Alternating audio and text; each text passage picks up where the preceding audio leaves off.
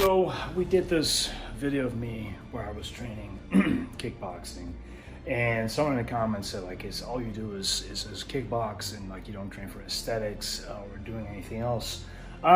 Being that I'm clearly not the most aesthetic person in the world, I do train for aesthetics to an extent, but the majority of my training comes from powerlifting and functional training. I'm not the biggest fan of bodybuilding. I also don't really have the frame for it. In case you're wondering, yes, I am 6 feet, and yes, I am 215 pounds, but I've never been into bodybuilding very much. You know, when you're younger, you start out, you do it a little bit because it's kind of basically a route where everyone's going. But then I discovered powerlifting and more like functional training, and that just took something for me. I'm a very competitive person.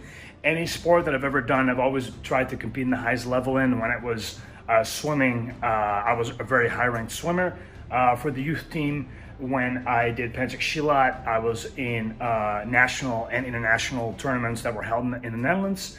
Not to say that I was like phenomenal, but I had a mindset that would push me into people noticing my work. Clearly not genetically gifted, but that never stopped me from doing hard work. And when I found powerlifting, I found something that allowed me to advance, because you work in schedules. You have your mesocycles or your microcycles, meaning that every week the percentage and the volume of how you're training changes depending on the program. One of the most notorious squatting programs, for instance, is Smolov, which is a very high level experience squatting program. And I did it because I just wanted to finish. It's a 13-week program, but throughout everything, I've always held one base. It's a program called 531, which I will elaborate on later. And I use some of the West Side barbell methods, which I will also elaborate on after we film this thing, and I will sit down and explain to you guys what that is. This all arose from the question: is all you do is martial arts training? No, I do not. I do a lot of functional training. I do a lot of powerlifting. I think my routine is consistent of 4 to 5 days of functional training in terms of powerlifting, and then 2 days of kickboxing, depend, give or take, where we are with the week. Because sometimes my body hurts too much from traveling. I can't rack out my deadlift, so I have to be really specific with the way I plan in my days. But I always try to get everything in 1 week. But also, you know, we'll start with the same basics that we did with the other one. This is my nutritional intake or my supplementation intake for my workout. Nothing changes very much. There's a few things that change, but the basic principle of all my supplementation is always kind of the same.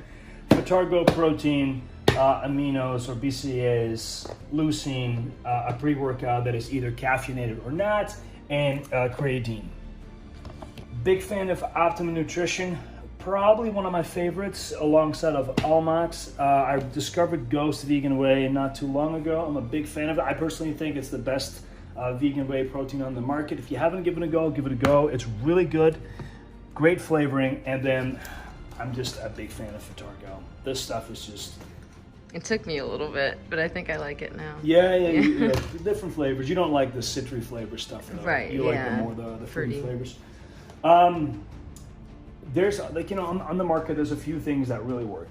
A few things that you can always rely on, like a good multivitamin, protein, creatine, glutamine. You know, if you stick to those 4 basics, because I saw someone else who was like, I'm dead scared of trying supplements. Well, supplements are nothing weird.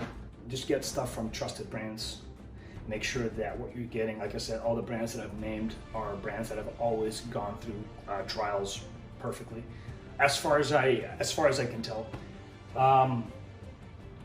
Optimum Nutrition and Almax, especially for like your creatines and stuff. But like Optimum Nutrition does great protein. If you're looking for a normal whey protein, Optimum Nutrition is your way too. I used to use Gold Standard all the time. But then like, obviously I turned vegetarian, and not that there's anything not vegetarian about, well, to an extent, about whey protein, but milk stuff doesn't really work in my, it doesn't really sit well. So vegan whey became a good option. It's a good source of protein. So this, I'm gonna rack this up. I'll bring in a couple of shakers. Obviously, someone in this household is a very big fan of a certain Dark Knight. Yeah. She shall not be named. Her name is Willow. Her name is Willow. She's right there. She's right here. You like Batman? Batman! Like, who the f is Batman? Who the dolphin noise is Batman? But yeah, so we'll take a couple of the shake-ups with me. You'll see me warming up, which again, this also comes kind of almost similar to the kickboxing warm-up. There's a few differences, but yeah, let's get going.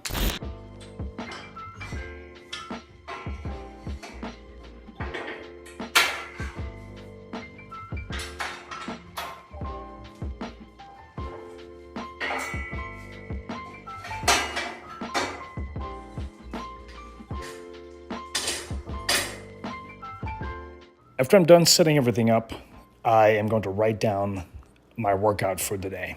Currently, as we're filming this, I am in week 3 of a 4-week microcycle, meaning next week I have a personal record week. The object of this week is to hit 5 reps on 75%, 3 reps on 85%, and 1 rep or more on 95%. The beginning of my workout involves a lot of stretching and a lot of exercises to prepare my central nervous system for the load that is about to come, the stress and pressure that I'm about to put my body on. After the stretching and doing exercises that completely target my muscle groups individually, I start with an empty bar and I start building up my weight each set until I hit my desired training weight. Usually this is around the 3rd or 4th set in.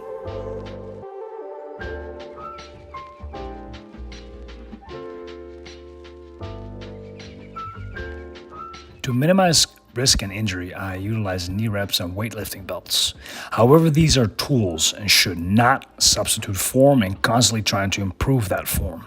After being an athlete for so long, my body has had its fair share of punishment, and that is why I also started out this cycle fairly light, as I'm looking to re-strengthen my squat, deadlift, and bench press.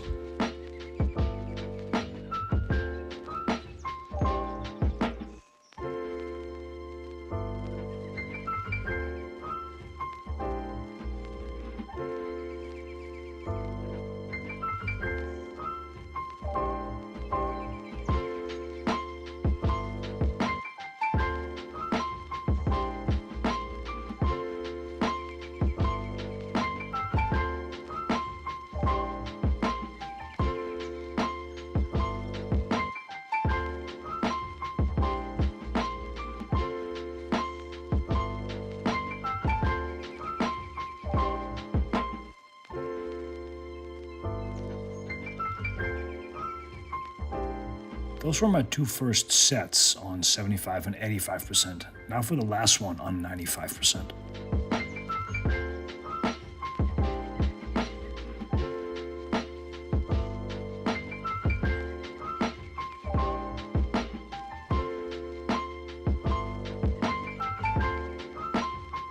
After that, my workout continues with what is called accessory lifts or exercises that are in conjunction with the muscle groups that I was training today. Leg rollouts, hyperextensions, pull-ups, and additional squat or pull movements are common movements that are added in on these days, with reps ranging a little higher than 5. I briefly touched on my training principles, and I was going to explain to you guys what training systems I use. Number 1 is the Jim Wendler 5-3-1. The most simple, most effective way to build raw strength. Very good book, very easy. Basically what you've just been watching is completely based off of this book. Very affordable book if you are looking to learn about powerlifting, learn about functional training, or get into it. This is your book. Then the second book that I use is the Westside Book of Method. Westside Barbell, one of the most notorious schools, gyms, whatever you want to call it, out there, by Lou Simmons. They talk about a variety of training principles, and it's a great book of knowledge. They touch on, as I was explaining to you guys, I'm not the biggest fan of bodybuilding, and they actually approach that in this book. The bodybuilding approach, is it hit or is it a miss? Now, one thing you have to realize is that every training is personal. You might not like any of this, but there was a lot of stuff in here that as an athlete or someone who's just wanting to go to the gym and work out is very valuable. Getting knowledge on the stuff that you do with your body is highly important. When it comes to hiring a trainer or when it comes to training yourself, you need to know what you're doing. And on that topic as well, is having these 2 books enough? No, you need to know how to bench press, you need to know how to squat, you need to know how to deadlift, you need to know how to do all these things, but more importantly, you need to know how to do them correct. So I briefly said, I touched on the trainer aspect. I cannot recommend enough to hire a trainer, especially for those first stages, the first stages of working out, the first stages of training. Getting a trainer that will tell you what to do, you know, not Betty Beat, although I'm pretty sure Betty Beat could smash some records. Which one do you want? You want to do this one or that one? Which one are you doing right now? No? Okay, well, anyway, this one? Okay. Both of these books are very valuable, right? Okay. Just getting acknowledgement from Betty, just so you know that we're all on the same page here. Where was I? Getting a trainer. But you gotta get a trainer that wants to invest in you, not just take your money and give you some random program and go like, oh, no, everything I do is based on specifically you, and then give you the same routine he's giving everyone else. No, you want him to be involved, and involved is the key word. You want him to hassle you almost about your training, and hey, how's your progression going? And how is, bye Betty, how is all these, how is your food going? How's your training going? And you want him to show you how to deadlift, how to squat, how to bench press. Because just as the same as with, you know, your nutrition and the training that I just spoke about, same goes with squatting and deadlifting and bench pressing. There's no one way of doing it, and everybody is like built slightly different. For instance, I can't really do a regular squat stance. I have to angle my feet slightly out because of my hips, probably because of all the years of martial arts training and hitting kicks and hitting heavy bags and pads. Same with my deadlift. I can't do a regular stance. Well, I can, but I won't do them for power. I'll do sumo stance for power because it works better for me. Everybody is different. Now, if you've done all that and you've invested in yourself, again, I cannot stress enough how important it is to invest in yourself when it comes to these things. You know, build up a good program, stick to the program, finish your programs. You know, if you have a 5-6 week program, finish the 5 and 6 weeks. And also as important is your rest, do your deload weeks. So with all that being said, you know, go fix and get a program, go get a trainer, go out there, smash some records.